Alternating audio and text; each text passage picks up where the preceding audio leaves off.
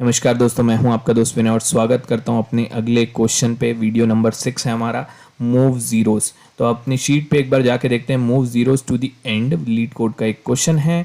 अपने को सारे के सारे जीरोस को यहाँ पे लास्ट में भेजना होता है। तो यहाँ पे क्वेश्चन एक बार रीड कर देता हूँ। Given an integer array nums, move करना है all the zeros to the end of it while maintaining the relative order of the non zero element. और ये अपने को इन प्लेस करना है। इसका मतलब जितने भी जीरो है उसको लास्ट में आपको फेंक देना है कुछ इस तरीके से। ठीक है, आपको आइडिया समझ में आया होगा। एक सिंपल जीरो है तो जीरो ही रिटर्न कर देंगे इस तरीके से। पुट में जीरो आएगा, मतलब जितने भी जीरो होंगे एरे में उसको लास्ट में भेज देना है और वो एरे को अपने को रिटर्न करना है। ठीक है, ठीक है, रिटर्न नहीं, मतलब यही आउटपुट में आना चाहिए। रिटर्न अपने को यहाँ पे कुछ करना नहीं है। रिटर्न टाइप यहाँ पे नन लिखा हुआ है, कोई बात नहीं, इसको अपन एक बार में समझ के देख लेते हैं। जैसे इसी एग्जांपल को अपन कंटिन्यू कर लेते हैं। इसी एग्जांपल समझते हैं। 0 1 0 3 12। ओके, तो यहाँ पे मैं लिख देता हूँ 0 1 0 3 12। इसके इंडेक्सेस लिख देते हैं। ऑब्वियस सी बात है, अपने को पूरे के पूरे एरे में दौड़ लगानी होगी। तो मैं यहाँ पे बिना कुछ लिखे ही फॉर लूप लगा देता हूँ। फॉर आई इन रेंज, पूरे के पूरे एरे में दौड़ लगानी है। इसका मतलब मैं लिखूंगा यहाँ पे लेन ऑफ नम्स। ठीक है, ओके। अब इसका मतलब आई जो है वो यहाँ पे और एक और बात, क्योंकि अपने को एक ही इटरेशन में ये काम करना है, इसका मतलब कहीं ना कहीं स्वैपिंग करनी होगी। ये जो जीरो वाली पोजीशन है और जो नॉन जीरो वाली पोजीशन है, इनको अपने को स्वैप करना होगा। और अगर एक ही दौड़ में आपको करनी है तो एक और वेरिएबल को इस तरीके से आई के साथ जो इंडेक्स पे खड़ा रहेगा उसको आप पकड़ लो। तो लेट मी से वो है जे। ठीक है, तो आइडिया बिल्कुल वैसा ही जैसे अपन पिछले क्वेश्चंस में किए। आई भैया तो दौड़ते रहेंगे, आई भैया जो हैं वो दौड़ते रहेंगे। जे भैया तभी दौड़ेंगे जब अपन मेन लॉजिक वाला काम करेंगे। ठीक है, इसी चीज को बेसिकली कई लोग 2 पॉइंटर अप्रोच जैसा कुछ बोलते हैं। ठीक है, तो इसमें क्या होता है, एक पॉइंटर आगे बढ़ता है, दूसरा पॉइंटर काम करता है, तो वही काम अपने को करना है। तो यहाँ पे आई भैया जो है लूप में दौड़ते रहेंगे। जे को भी मैं यहाँ पे इनिशियलाइज कर देता हूँ 0 से। ठीक है, तो जे इनिशियली अभी 0th इंडेक्स पे खड़ा है। तो जैसे आपको एक एग्जांपल से समझाता हूं।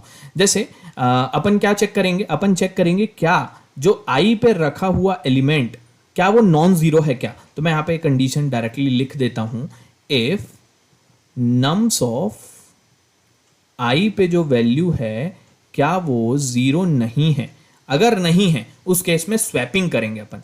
तो अभी इस पर्टिकुलर केस में दो आई पे रखा हुआ वैल्यू 0 है, तो उस केस में अपने को क्या करना है, कुछ नहीं, उस केस में आई भैया को आगे बढ़ा देना है। उस केस में अपने को लॉजिक के अंदर जाना ही नहीं है। रेड से लिखते हैं इसको। ठीक है, अब अपने को फिर से देखना है क्या आई पे रखा हुआ एलिमेंट नॉन जीरो है क्या। हाँ है, तो उस केस में आई पे रखा हुआ एलिमेंट और जे पे रखा हुआ एलिमेंट जो है उसको आप स्वैप कर दो। ठीक है, उसको अपन क्या करेंगे, स्वैप करेंगे। तो यहां पे क्या आ जाएगा, ये 0 आ गया, और यहां पे क्या चला जाएगा, ये 1 चला गया। और जब अपन स्वैपिंग करेंगे तब जे को अपन आगे बढ़ाएंगे। जब लॉजिक काम करेगा तब अपन ना जो जे वाला भैया है वो आगे बढ़ेगा। ठीक है, अब फिर से चेक करेंगे क्या आई पे रखा हुआ एलिमेंट, क्या आई पे अभी यहां पे 1 आ गया ना, अभी यहां पे 1 आ गया, क्या आई पे रखा हुआ एलिमेंट क्या नॉन जीरो है क्या। अभी तो भाई 0 है, तो ये आई जो है अगेन आगे बढ़ेगा। फिर से चेक करेगा क्या नॉन जीरो है क्या, नहीं है, फिर से आगे बढ़ेगा, ये इधर आ गया। अब चेक करेगा क्या आई पे रखा हुआ एलिमेंट नॉन जीरो है क्या, हाँ है। तो जब आई पे रखा हुआ एलिमेंट नॉन जीरो मिल जाएगा तो उस केस में स्वैप करेंगे जे के साथ। तो जे पे क्या रखा है, अभी 0 रखा है, जे पे क्या रखा है, 0 रखा है, तो ये 0 आ जाएगा इधर पे, और ये जो 3 है ये चला जाएगा इधर पे। तो मैं इसे यहाँ पे मिटा के लिख देता हूँ ताकि कोई कंफ्यूजन ना हो। ये यहाँ पे आ गया 3, मैं ऊपर में वैल्यूज को लिख रहा हूँ और गोला बना देता हूँ वैल्यू पे 1 3, और यहाँ पे 0 है, और जे का वैल्यू अब आगे बढ़ जाएगा भाई, जे का वैल्यू आगे बढ़ जाएगा क्योंकि हमने लॉजिक के अंदर हम जा चुके हैं। ठीक है, अब अगेन चेक करेंगे आई पे रखा हुआ एलिमेंट नॉन जीरो है क्या, नहीं, अभी तो 0 है, आगे बढ़ जाएंगे।